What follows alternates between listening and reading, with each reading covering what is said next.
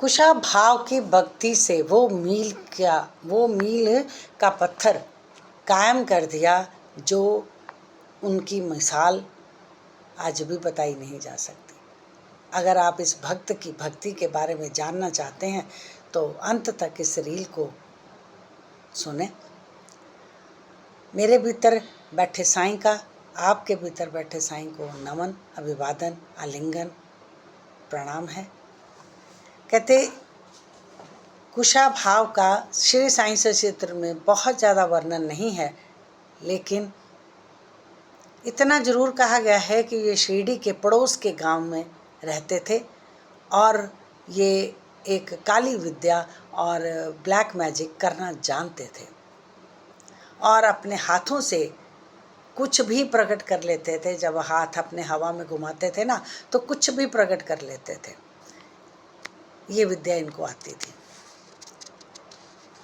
अब एक दिन उनके मन में ये भाव जागा कि मुझे साईं बाबा का दर्शन करने के लिए शिरडी जाना है, और वो बाबा का दर्शन करने के लिए शिरडी चले गए।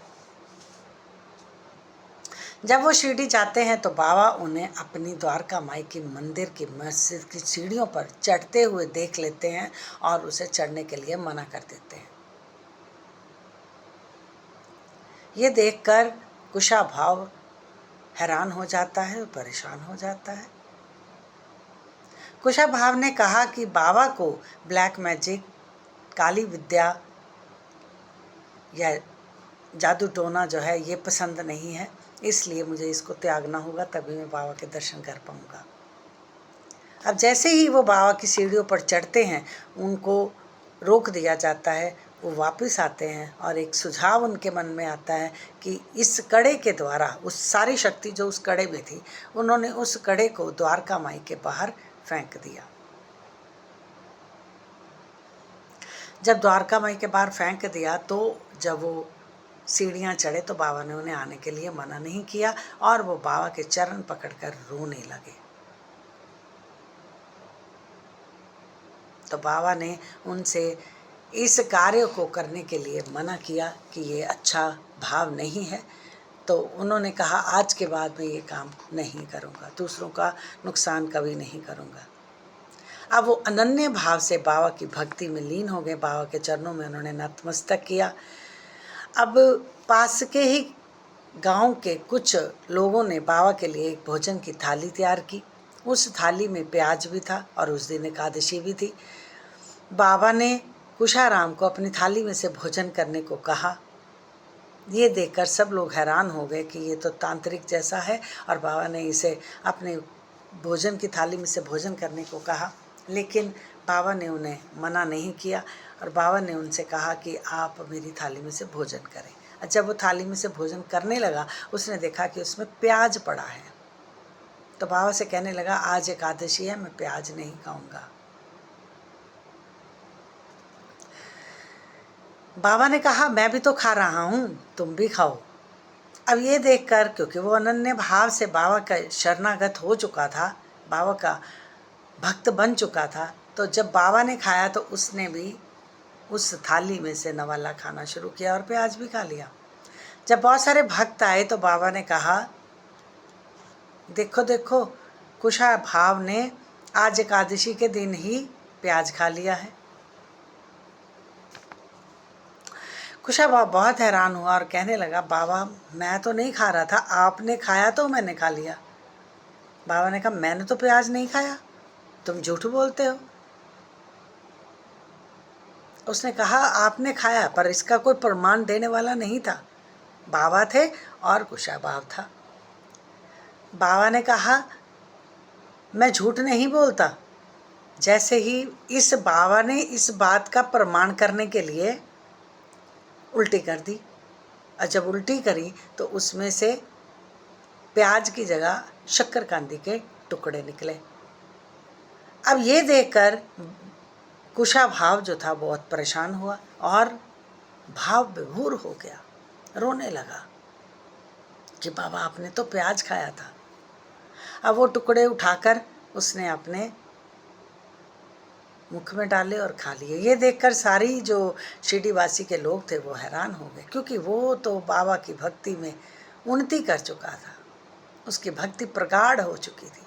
अब बाबा ने उसे आशीर्वाद दिया, जिन हाथों से तुम ब्लैक मैजिक करते थे, हवा में हाथ घुमाते थे और तुम्हारे हाथों में चीज़ें आ जाती थी और तुम उन हाथों से ब्लैक मैजिक किया करते थे, अब इन हाथों में तुम्हारे हर समय बाबा की उदी होगी, जो तुम लोगों में बांटोगे और उनसे लोगों का कल्याण होगा।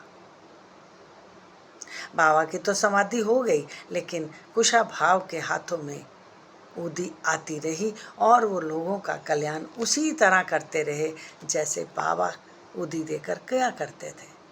कहते जब भक्त भाव से अपने इष्ट के सामने, अपने गुरु के सामने दंडवत प्रणाम कर देता है, सर्वस्व न्यौछावर कर देता है, वो अपनी सारी शक्तियाँ अपने भक्तों को दे देते हैं, क्योंकि भक्तों के वश में ही है भगवान। जैसे कुशार भाव था तो तांत्रिक, था तो जादू टोने करने वाला, तो वही प्रवृत्ति कैसे साईं बाबा ने बदल दी। तब तो कहते हैं साईं हमारा पिता है। उस प्रवृत्ति को ही चेंज कर दिया, जिसे घुमाते हुए वो तांत्रिक की चीज़ें इकट्ठी कर लेता था, वही हाथों में उन्होंने घुमाकर विभूति डाल दी। ये कोई और नहीं कर सकता बाबा के सिवा। और जो अनन्य भाव से बाबा का भक्त बन जाता है, बाबा उसे अपना सर्वस्व न्यौछावर कर देते हैं।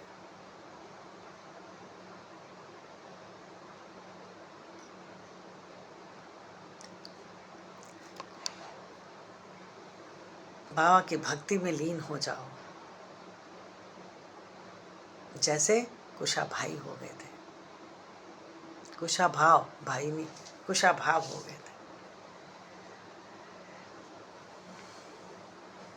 तो हमारी वो सारी गलतियों को, सारे अपराधों को हम जो जो कई जन्मों से करते आ रहे हैं ना, वो भी माफ़ कर देते। देखिए ये कोई छोटा पाप नहीं है, दूसरों पर काला इलम करना छोटा पाप नहीं है, लेकिन जब वो शरणागत हो गए तो उनके इस पाप को भी बाबा ने क्षमा कर दिया, क्योंकि वो पतित पावन सीताराम, पतित पावन है, हमारे पापों का संहार करने वाले हैं।